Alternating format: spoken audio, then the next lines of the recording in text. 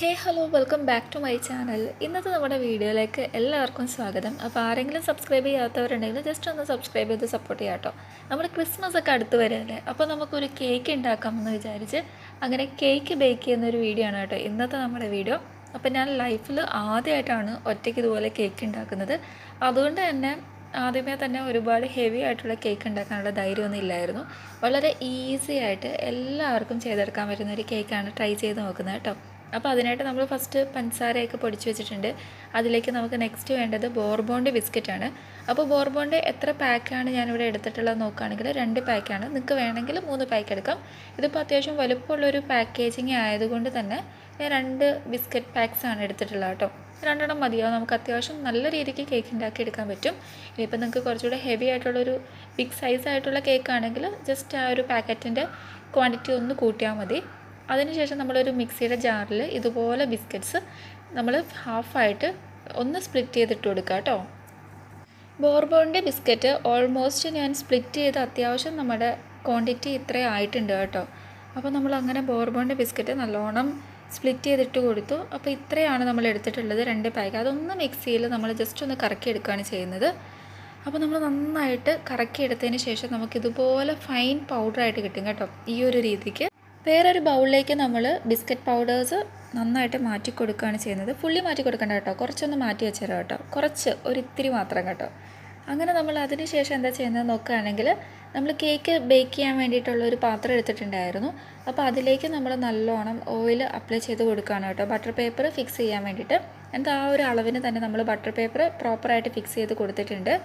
അപ്പോൾ ഈ ഒരു സമയം തന്നെ നമ്മൾ ആക്കി വെക്കുന്നതാണ് നല്ലത്. അപ്പോൾ നമ്മൾ ബാറ്ററൊക്കെ തയ്യാറാക്കിയിട്ട് ആ ഒരു ഹർബറി ആയിട്ടുള്ള സമയത്തിന് തിരക്ക് പിടിച്ച് പോകാണ്ട് ഇതൊക്കെ ഒന്ന് സെറ്റ് ചെയ്ത് വെക്കാൻ വേണ്ടി നിങ്ങൾ ശ്രദ്ധിക്കുക. പിന്നെ നമുക്ക് വേണ്ട ഒരു ഇൻഗ്രീഡിയൻറ്റ് പാലാണ്. നമ്മുടെ ഈ ഒരു ഫൈൻ പൗഡേർഡ് ആയിട്ടുള്ള ബിസ്ക്കറ്റ് പൗഡേഴ്സിൽ നമ്മൾ കുറച്ച് മാത്രം ഒഴിച്ചു കൊടുത്ത് ബ്ലെൻഡ് ചെയ്തെടുക്കാൻ വേണ്ടി നിങ്ങൾ ശ്രദ്ധിക്കുക കേട്ടോ.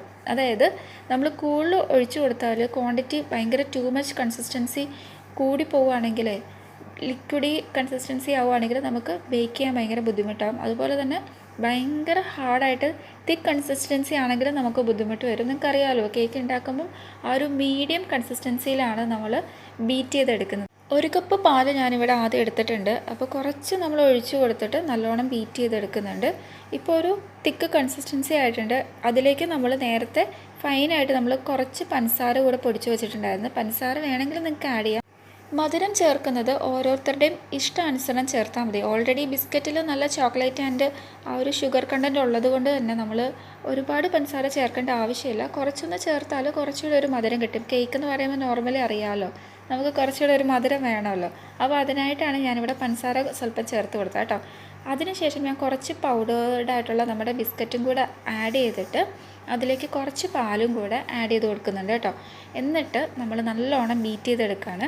അപ്പോൾ ബീറ്റ് ചെയ്യുമ്പോൾ നിങ്ങളൊരു കാര്യം ശ്രദ്ധിക്കുക. ഞാനിവിടെ ബീറ്റ് ചെയ്യുന്ന ആ ഒരു ഭാഗം കണ്ടില്ലേ, അതേപോലെ തന്നെ നമ്മൾ ബീറ്റ് ചെയ്തെടുക്കാൻ വേണ്ടി, അതായത് സൈഡിൽ നിന്ന് ഇങ്ങനെ ബീറ്റ് ചെയ്ത് വരാൻ വേണ്ടിയിട്ട് ശ്രദ്ധിക്കുക. ആ ഒരു കാര്യം മൈൻഡിൽ കീപ്പ് ചെയ്യുക. അതിനുശേഷം നമ്മൾ നെക്സ്റ്റ് എന്താ ചേർക്കുന്നതെന്ന് വെച്ചാൽ നമ്മുടെ ഇനോ ഇല്ലേ, ഇനോ എന്തിനു വേണ്ടിയാണ് ചേർക്കുന്നതെന്ന് വെച്ചാൽ ഇനോ ആഡ് ചെയ്ത് കഴിയുമ്പം ഈ ബാറ്റർ നല്ലോണം ആക്ടിവേറ്റ് ആകും കേട്ടോ. അപ്പോൾ നന്നായിട്ട് നമ്മൾ വീണ്ടും നന്നായിട്ട് ബീറ്റ് ചെയ്ത് കൊടുത്തുകൊണ്ടിരിക്കുന്നുണ്ട്. അപ്പോൾ കുറച്ച് പാലും കൂടെ ഞാൻ ഒന്ന് ആഡ് ചെയ്ത് കൊടുത്തു, ആ ഒരു കൺസിസ്റ്റൻസി പ്രോപ്പർ വേയിൽ വരാൻ വേണ്ടിയിട്ട്. അപ്പോൾ ബീറ്റ് ചെയ്തെടുക്കാൻ വേണ്ടി നിങ്ങൾ ശ്രദ്ധിക്കുക. കുറച്ച് ടൈം എടുത്ത് തന്നെ ബീറ്റ് ചെയ്യേണ്ടി വരും.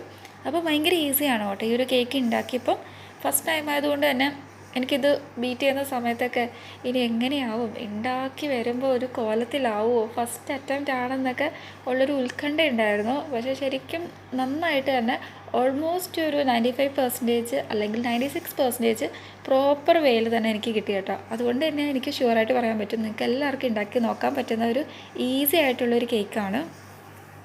നമ്മൾ കേക്ക് ഉണ്ടാക്കുന്ന ആ ഒരു പാത്രം വെക്കാനുള്ള തവയുണ്ടല്ലോ, തവ നമ്മൾ 10 മിനിറ്റ് പ്രീ ഹീറ്റ് ചെയ്യണം കേട്ടോ. അപ്പോൾ മീഡിയം ഫ്ലെയിമിലിട്ട് നന്നായിട്ട് നമ്മളൊന്ന് പ്രീ ഹീറ്റ് ചെയ്യുക. അതിനുശേഷം നമ്മൾ ഈ ഒരു പാത്രം വെച്ച് കൊടുക്കാൻ വേണ്ടിയിട്ട് ആ ഒരു കാര്യം നിങ്ങൾ മൈൻഡ് ചെയ്യണം. ഡയറക്റ്റ് നമ്മൾ വെക്കുകയല്ല ചെയ്യുന്നത്, ഇതുപോലെ ഒരു തവ വെച്ചിട്ട് അതിൻ്റെ മേലെയാണ് നമ്മൾ ഈ ഒരു പാത്രം കേക്ക് ബേക്ക് ചെയ്യാനുള്ള നമ്മുടെ നോൺ സ്റ്റിക്ക് പാൻ നമ്മൾ വെച്ച് കൊടുക്കുന്നത് കേട്ടോ. ആ ഒരു കാര്യം നിങ്ങൾ മൈൻഡിൽ കീപ്പ് ചെയ്യുക. ഇനി നമ്മൾ ബീറ്റ് ചെയ്ത് വെച്ചിട്ടുള്ള കേക്കിൻ്റെ ബാറ്റർ നല്ലോണം ഈ ഒരു ബട്ടർ പേപ്പറിൻ്റെ മേലെ നമ്മൾ ഒഴിച്ചു കൊടുക്കുകയാണ് ചെയ്യുന്നത്. അപ്പോൾ പ്രോപ്പറായിട്ട് നമ്മൾ ഒഴിച്ചു കൊടുക്കുക.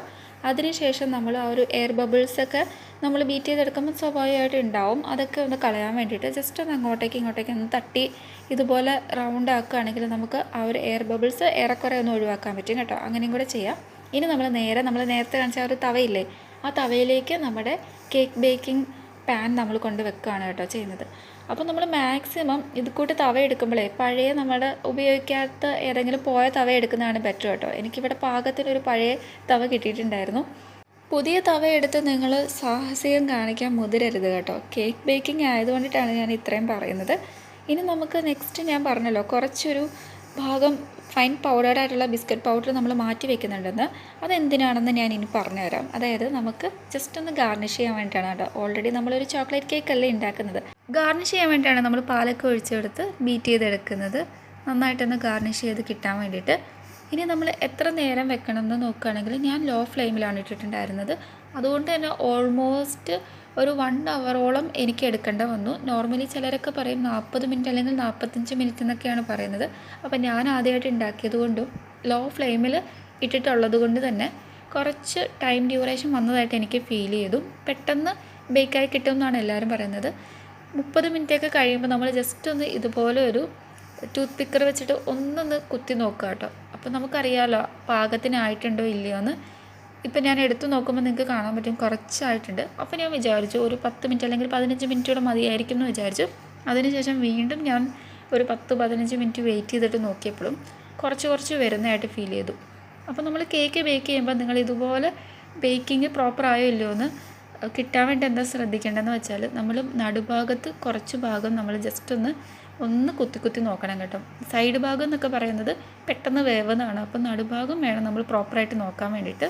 ഇതിൽ നമ്മുടെ കേക്ക് നല്ലോണം വെന്ത് കിട്ടിയിട്ടുണ്ട്. അതിന് ശേഷം നമ്മളിനി നെക്സ്റ്റ് എന്താ ചെയ്യുന്നതെന്ന് വെച്ചാൽ ഒരു ട്രേയിലേക്ക് മാറ്റുകയാണ് ചെയ്യുന്നത്. അപ്പോൾ ഇതുപോലെ ഞാൻ കൊട്ടിക്കൊടുത്തു. ബട്ടർ പേപ്പർ ജസ്റ്റ് മാറ്റിയിട്ട് ടെക്സ്ചർ ഒന്ന് ടെസ്റ്റ് ചെയ്ത് നോക്കി കേട്ടോ, എക്സാക്ട്ലി വെന്തിട്ടുണ്ടോ എന്നുള്ള കാര്യങ്ങളൊക്കെ. അപ്പോൾ പാകത്തിന് വെന്ത് കിട്ടിയിട്ടുണ്ട് കേട്ടോ.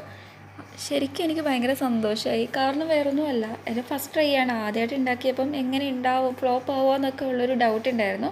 പക്ഷേ ഭയങ്കര ഈസിയാണ്. അതുപോലെ തന്നെ നമുക്ക് എല്ലാവർക്കും നമ്മളൊന്ന് ശ്രദ്ധിച്ചാൽ പ്രോപ്പർ വേയിൽ ഈ ഒരു കേക്ക് ഉണ്ടാക്കിയെടുക്കാൻ പറ്റുമെന്ന് എനിക്ക് മനസ്സിലായി കേട്ടോ. ഇനി നമുക്ക് കേക്ക് പ്രോപ്പർ വേയിൽ കിട്ടാൻ വേണ്ടിയിട്ട് അപ്പർ പാർട്ടിലേക്കല്ലേ വരേണ്ടത്. അപ്പോൾ നമ്മളൊരു പ്ലേറ്റ് വെച്ചിട്ട് ജസ്റ്റ് ഒന്ന് ഇങ്ങോട്ടേക്ക് ആക്കി കേട്ടോ. അപ്പോൾ ആക്കി വന്നപ്പം കുറച്ചൊരു മിസ്റ്റേക്ക് വന്നു.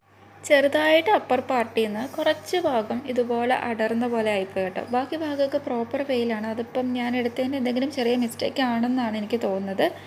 അപ്പോൾ അത് മാത്രമുള്ള പ്രശ്നമുള്ളൂ. ഞാൻ നിങ്ങളുടെ അടുത്ത് പറഞ്ഞാൽ 96% ഓക്കെ ആയിട്ടുണ്ടെന്ന്. നമ്മൾ ഉണ്ടാക്കി വന്നതൊക്കെ പ്രോപ്പർ വേയിൽ കിട്ടി. പക്ഷേ ലാസ്റ്റ് മാത്രമാണ് നമുക്ക് പാളിപ്പോയത്. അപ്പോൾ നേരത്തെ ഞാൻ ഫൈൻ പൗഡേർഡ് ആക്കി കുറച്ച് പാലൊക്കെ ഒഴിച്ച് ചോക്ലേറ്റ് മിക്സറാക്കി വെച്ചിട്ടുണ്ടായിരുന്നല്ലോ, അതെന്തിനാണ് ഇനി യൂസ് ചെയ്യുന്നത് നിങ്ങളിപ്പോൾ കാണുന്നത്. നമ്മൾ ഗാർണിഷ് ചെയ്യാൻ വേണ്ടി മാറ്റി വെക്കുകയാണെന്നാണ് പറഞ്ഞത്. മാറ്റി വെച്ചത് എന്തുകൊണ്ടും നന്നായെന്ന് എനിക്ക് തോന്നി കേട്ടോ.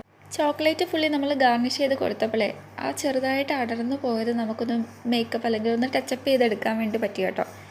അപ്പോൾ നമ്മൾ ഫുള്ളി ബാക്കി ഉണ്ടായിരുന്ന ആ ഒരു ചോക്ലേറ്റ് മിക്സർ ആക്കി വെച്ച സംഭവങ്ങളൊക്കെ നമ്മൾ നന്നായിട്ട് കേക്കിന് മേലേക്ക് അപ്ലൈ ചെയ്ത് കൊടുക്കുകയാണ് ചെയ്യുന്നത്.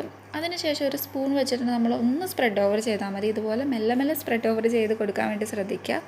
അപ്പോൾ ഓൾമോസ്റ്റ് നമ്മുടെ കേക്ക് ബേക്കിംഗ് ഇവിടെ കംപ്ലീറ്റ് ആയിട്ടുണ്ട്. പ്രൊസീജിയർ ഫുള്ളി കംപ്ലീറ്റ് ആയിട്ടുണ്ട്. അപ്പോൾ നല്ലോണം ഞാൻ ജസ്റ്റ് ഒന്ന് അഡ്ജസ്റ്റ് ചെയ്യുന്നുണ്ട് കേട്ടോ. ചെറിയ ഭാഗം അടർന്ന് പോയതിൻ്റെ ആ ഒരു വിഷമം എനിക്കുണ്ട്.